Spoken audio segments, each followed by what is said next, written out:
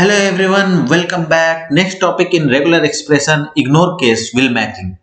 Up until now, you have looked at regexes to do literal matches of strings, but sometimes you might want to also match case differences.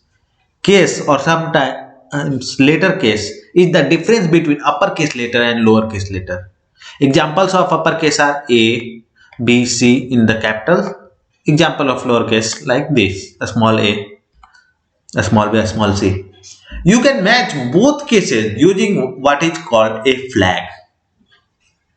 There are other flags, but here you will focus on the flag that ignores case, that is the I flag. You can use it by appending it to the regex. An example of using this flag is /ignore case /I.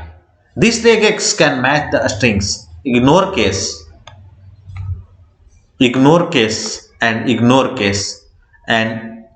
it will match the strings and return true that they are same strings. Because it is ignoring the case because of this I flag. Task for this challenge: write a regex FCC regex to match FreeCodeCamp, no matter its case. Your regex should do not match any abbreviation or variation with spaces.